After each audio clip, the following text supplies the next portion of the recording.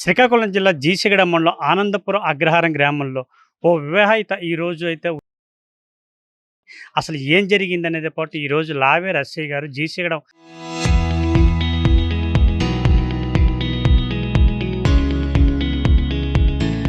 ఎస్ఐగా incharge విధులు నిర్వహిస్తూ ఈ రోజైతే ఇన్వెస్టిగేషన్ రావడం జరిగింది. అసలు ఏం జరిగిందనే పాటు మనతో పాటు ఎస్ఐ గారు ఉన్నారు. ఎస్ఐ గారు మాటలు విన్నాం. సార్ చెప్పండి సార్, అసలు ఏమని ఫిర్యాదు వచ్చింది, ఇక్కడ ఏం జరిగింది? ఈ అమ్మాయి ఎవరైతే ఉన్నారో ఇలా కిమ్ముడు రాజేశ్వరి, ఈమె ఏంటంటే దాదాపు కిమ్ముడు శివ హోంగార్డ్గా విశాఖపట్నం సిటీలో పనిచేస్తున్నాడు. ఈ అబ్బాయితో 2019 జూన్ 26న పెళ్ళి అయింది. నేటికి 6 years 10 months అవుతుంది. అయితే వీళ్ళిద్దరు ఎవరైతే హస్బెండ్ ఉన్నారో అతను బెట్టింగ్కి అలవాటు పడిపోయి మద్యానికి బానిసై బెట్టింగ్కి అలవాటు పడిపోవడం వల్ల ఇంట్లో ఉన్న ఆభరణాలు అవన్నీ అమ్మాయి అమ్మేయడం, దీనివల్ల కుటుంబాన్ని చూసుకోకపోవడంతో ఇంట్లో గొడవలు పడడం వల్ల ఈ అమ్మాయి కేసు నమోదు చేసి దర్యాప్తు చేస్తున్నాం. ఫర్దర్ ఇన్వెస్టిగేషన్ కంప్లీట్ అయిన తర్వాత మళ్ళీ మీకు అదనపు వివరాలన్నీ వివరిస్తాం.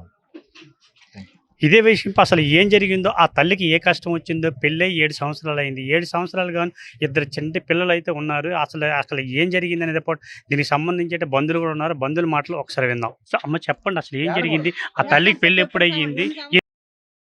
అందులో పెళ్ళయిందండి. అప్పటి నుంచి ఏదో ఒక విధంగా టార్చర్ పెడుతూనే ఉన్నాడు. 6 తులాల బంగారం కూడా అమ్మేశాడు. ఎలాగో ఒకలాగా మార్చుకుంటానని అక్కడే ఉంది కానీ ఎప్పుడో జీతం డబ్బులు అక్క అకౌంట్లో పడేవేయండి. తగులన్నీ పెట్టిన నుంచి ఆ అకౌంట్ మార్పించేస్తానని మార్పించేసాడు. ఇంకా డబ్బులు ఇమ్మని రోజు ఇంట్లో అల్లరి పెట్టుకొని పిల్లలు కూడా తీసేవాడు కాదండి. ఇంట్లో 12 అయినా సరే లైట్లు ఆన్ చేసి అలా టార్చర్ పెడుతూనే ఉండేవాడండి. టీవీలు సౌండ్లు పెట్టి పిల్లలు తీయమని తీసేవారు కాదండి. దానికి కొట్టేసి పిల్లలకు కూడా కొట్టేసి టార్చర్ పెట్టేవాడండి. ఆ టార్చర్ తట్టుకోలేక ఎక్కడికి వచ్చిందండి.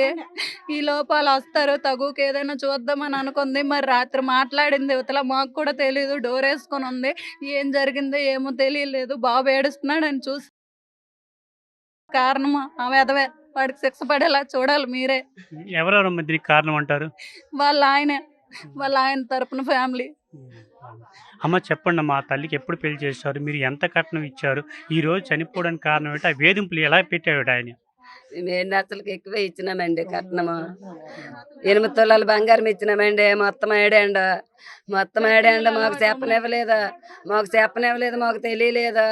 ఆ తర్వాత తెలిసింది 4-5 నెలల తర్వాత కూతురు చెప్పింది, అమ్మ నా జీవితం కంటుండేటే మెల్లికి మార్చుకుంటాను, ఇంట్లో తినడానికి కూడా లేదు, మెల్లికి మార్చుకుంటాను, తగ్గు పెట్టేసి జీతం నా అకౌంట్లో మార్చుకుంటాను, అప్పుడైనా మారుతాడేట, అప్పులు తీరుస్తాను అని అన్నది. వద్దమ్మ వచ్చి అంతే మార్చుకుంటాను అన్నది. ఎక్కడికి టార్చర్ నా అయిపోయింది. మళ్ళీ పండగ ముందు ఒక వస్తువు అమ్మేసి పొద్దు పెట్టేశాడు. చెప్పింది అమ్మాయిలో చేశాడంతే. మళ్ళీ అప్పు ఓడిసి ఇడిపించింది. వాళ్ళ అమ్మ కూడా ఇచ్చింది 30,000 ఇస్తే మళ్ళీ అది కూడా ఆటకు తీసుకెళ్ళిపోయాడు. అంత బాధలోని కూడా ఉన్నా 20 లక్షలు అప్పు ఉందట. ఆయనకి ఏంటమ్మా ఏం పిచ్చి ఏముంది, ఆటల పిచ్చి ఉంది అసలు? అతను ఏం చేస్తుండేవాడు? అతను హోమ్ గార్డ్ అండి. అతనికి బెట్టింగ్లు అలవాటు చాలా దారుణంగా ఉంది. మెడలో వస్తువు ఇవ్వలేదని కొట్టాడండి మా అక్కకి. ఎప్పుడు ఆ బెట్టింగ్లు ఆడుకునే ఉంటాడండి. ఇప్పుడు IPL అవుతున్నాయి కదా, టీవీలో కూడా ఎక్కువ సౌండ్ పెట్టుకొని నైట్ 12 అయినా సరే పిల్లలు పడుకున్నా తగ్గించంటే తగ్గించేవాడు కాదండి. సౌండ్ పెట్టుకొని ఇంట్లో రచ్చ చేస్తూ ఏదైనా అడిగితే కొట్టేసేవాడండి. అబ్బాయి పేరు ఏం పేరమ్మా? కిమిడి శ్యామలరావు. కేవలం ఆయన వేధింపుల వల్ల దానికేనండి. రమ్మని చెప్పాడు అనమాట. అటు చెప్పండి అది అనిపిస్తుంది కాక ఇంక బంగారం ఎక్కి తెమ్మని, డబ్బు ఎక్కి తెమ్మని మరీ ఇబ్బంది పెట్టేసి ఇంకా పెట్టి 2 సంవత్సరాల కాండి పిల్ల గొప్ప ఓర్చగా ఇంకా ఓర్చలేకపోతే మొన్న కూడా మెల్లం తోడవలేదని గొప్ప హింస పెట్టేసాడు. పెట్టితే 2 పిల్లలు తీసుకొని వచ్చినప్పుడు కూడా ఈ పిల్లలు తీసుకుని వెళ్ళింది రేట్ అయ్యిందని మరి అడగకండి చేయకండి.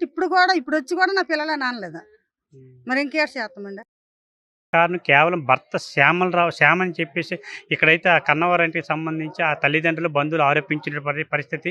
గత 2019 సంవత్సరాల మధ్యరాడపేట గ్రామానికి చెందిన శ్యామ్ అనే వ్యక్తికి అయితే ఘనంగా అయితే ఈ రాజేశ్వరిని ఇచ్చి అయితే వివాహం జరిపించే పరిస్థితి. అప్పుడైతే కట్న కానుకలు బంగారం భారీగా లక్షలు పెట్టి అయితే మాత్రం ఇచ్చి ఘనంగా చేసే పరిస్థితి. అప్పటి నుంచి ఎవరైతే హోంగార్డ్గా విధులు నిర్వహిస్తున్నాడో శ్యామ్ అనే వ్యక్తి బెట్టింగ్లు పిచ్చి, క్రికెట్ బెట్టింగ్లు పిచ్చి, ఈ ఐపీఎల్ రావడం కాదు కానీ ఈ బెట్టింగ్లు పిచ్చితో అయితే మాత్రం తనకున్న బంగారం అంతా మాత్రం తీసుకొని వెళ్ళి తాకట్టు పెట్టి అయితే బెట్టింగ్లు పాల్పడేవాడు. ఇంకా వేధింపు భరించలేక నాకు కావాలి, మీ ఇంటి నుంచి తేవాలి అని చెప్పేసి వేధించేవాడు. అందులో భాగంగా ఆ బాధలు భరించలేక ఈ గత 2 రోజుల క్రితం అయితే కన్నారింటికి అయితే రావడం జరిగింది రాజేశ్వరి.